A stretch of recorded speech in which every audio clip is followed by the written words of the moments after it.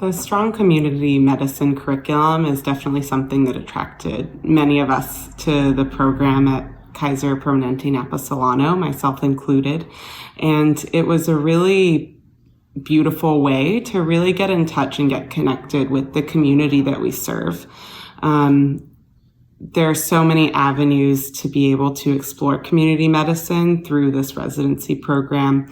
One of the ways that we do that is through a community medicine rotation that everyone goes through during their first year. That might have changed. There might be additional community medicine slots. But what I really loved about it is that block was tailored to our specific interests, so we could provide community medicine in a way that felt meaningful to us and also played on some of our strengths. For me, that was nutrition and mind-body medicine. And so during those 2 weeks, I got to spend a lot of time actually in the local community, meeting local community members and learning more about the opportunities for healthy eating and mind-body medicine.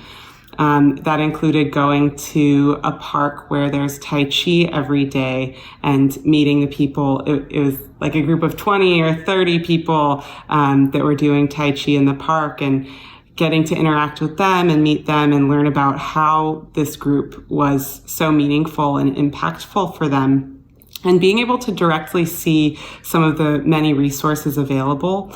And by spending time doing this, I was able to make a sheet that is still available at Kaiser that providers can give to their patients with local opportunities for physical wellness, emotional wellness. And it was really cool to be able to, it was really cool that our program really valued our unique interests and allowed us to combine that with community medicine to have the biggest, most meaningful impact.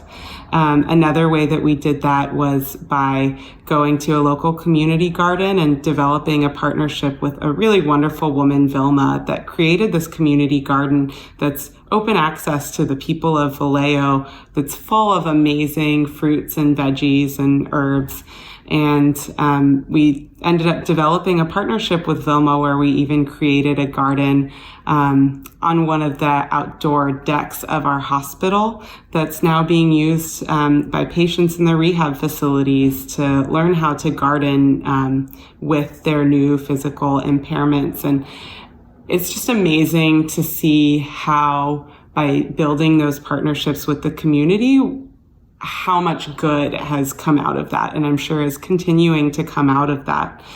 Another thing that we get to do as part of our education is working at the local FQHC, the healthcare clinic for the underserved population, and we get to work one-on-one with Dr. Anthony and Dr. Ann, who are just so incredibly wonderful. They are such patient people. They're definitely doing what they're meant to be doing, and they're so passionate about the work that they do. And to get to work with them and see how they provide care to the underserved was so inspiring, and I'm so grateful to have gotten to work with them. Some of our faculty as well are also particularly interested in social justice and community medicine, and there are so many opportunities to dive deeper into that.